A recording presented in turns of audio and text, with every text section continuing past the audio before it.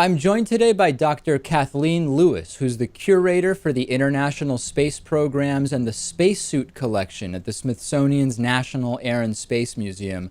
I've always found it so interesting, Dr. Lewis, this whole process of how someone who curates a museum, particularly a Smithsonian museum, decides what is of value to have here. With this particular item that you're now working on, which is Neil Armstrong's spacesuit, you've actually got a Kickstarter campaign going, which we'll talk about. As a general thing, how do you decide what's worth having in a museum? We usually decide what's worth having is how well an object defines an event or a person or a mission, something in history.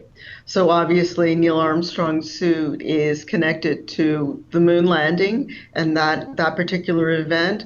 There are also other suits in the collection that define the process in which the spacesuit designers went about in coming up with the design of the spacesuit. We have objects that are related to events that never happened for that field in the history of technology of fiddling and finagling with objects to make them better. Sometimes they're dead ends. So we're looking for objects that tell a story. And when you started working on this project to preserve Neil Armstrong's spacesuit, this Kickstarter campaign was created. The goal was $500,000. With about 16 hours to go, you're well past that, almost $200,000 beyond that. For people who might hear that number and say, why does it cost $500,000 to preserve Neil Armstrong's spacesuit? What are the costs and processes involved? Well, the costs are actually fairly modest when you look at it as you break them down. They're for travel and research, of course, but we're also going to be purchasing a case for his suit that will have its own climate control system that will keep it at a relatively moderate temperature, about 65 degrees Fahrenheit, and a low relative humidity. The case will have an air circulation system, an air handling system that will take out the molecules that are the products of the degradation of the plastics in the suits. So it'll keep it at a fresh climate that will actually postpone and hold off the deterioration of the suit. We're also going to be doing a 3D scan of the suit.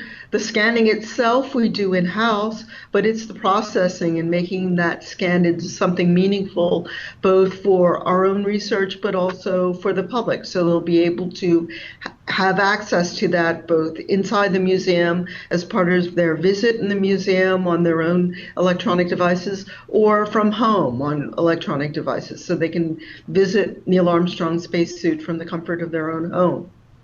And for people who are interested in seeing more about the spacesuit Kickstarter, you can Google Neil Armstrong spacesuit Kickstarter, and it's the first thing that comes up. You really can't miss it. Let's talk a little bit about some of your other work. I was interested to read that in your background is not only bachelor's and master's degrees in Russian and East European studies at Yale, but your dissertation also focused on USSR spaceflight. And I'd be curious to hear from you, is there anything that you can sort of point to that very specifically is different about the USSR sort of perspective on space exploration relative to the US?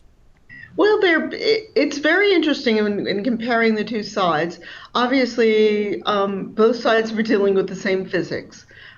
Sending objects and humans into space requires the lift capability, the sealing the capsule, providing a spacesuit first for backup and then for actually doing meaningful work in space. There are great differences in style and approach. And the ways that both sides do things. The Russians tend to stick with things that work. They do small incremental refinements in their program. If you look in, suppose in, for the example of spacesuits, if you look at the difference in spacesuits, there's a great continuity between the spacesuit that Yuri Gagarin wore over 50 years ago in space and the spacesuits that Russians still use today for launch and entry inside the Soyuz launch vehicle, the Soyuz capsule. They're very consistent in what they do. On the other hand, in contrast, on the American side, we go from program to program, and the spacesuits have to match the spacecraft, and the spacecraft, which has a different function, a different goal, is designed by a new contractor in a wholly different way. Is there a particular reason, sort of inherent to Soviet culture, that got the USSR so fascinated and involved in the space race? Or do you think it was more a circumstance where they had the money and the sort of resources and that was a primary driver? Well, if you go back to the 1920s and 30s, that interwar period when aviation was taking off, you can see that throughout the world, and especially this is especially the case in the United States, Europe, and Russia, the Soviet Union at the time, all sides had this fascination with spaceflight. And it was only during this early period of aviation that it was beginning to come into the realm of a possibility. And you have rocket societies that grew up in the 20s and 30s. And remarkably, even with the closed society that was the Soviet Union during that period, they were able to communicate with the West. And you have individuals, Pakman and also Willy Ley in Germany, who were able to communicate their ideas and aspirations. And until that was closed down towards the mid 1930s, when both in the Soviet Union and in Germany they co-opted those civilian rocket societies into military operations, you had a lot of communications and shared ideas about going into space. So this is something that has existed for a long time, largely inspired by Jules Verne in the 19th century and his writings about traveling to the moon. So all sides had this interest, and fortunately or unfortunately, depending on how you evaluate it, it was only the product of the B-2 rocket that allowed those ideas to come to fruition after World War II.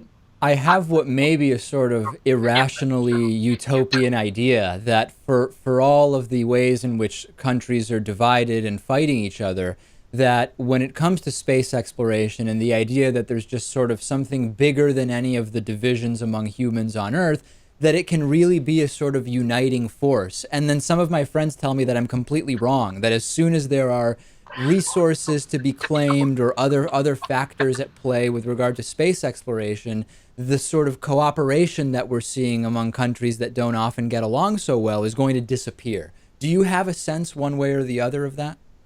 Well, the bottom line is the bottom line for exploration, especially human exploration. It's enormously expensive. It's if you send a human into space, to the moon, to Mars, you have to provide food, water, oxygen for that person, and it becomes enormously expensive as the distance and the time goes on. I think that as in the United States, Russia, European Space Agency, Canada, and Japan, have come to the conclusion that it is too expensive to do on their own. It's beyond the scope of any national budget. Even countries that are doing independent programs, such as China, their plans are very limited in scope. So I think the ideal of going out there and exploring our solar system even will have to be a multinational effort, just because the resources are not there to fund that sort of program. All right, so ideally my utopian view is not too irrational or disconnected. I sincerely hope so. I think that we would discover more by working together than fracturing it out and going out for goals for mining and all sorts of potentials. And even those are very expensive operations at this point.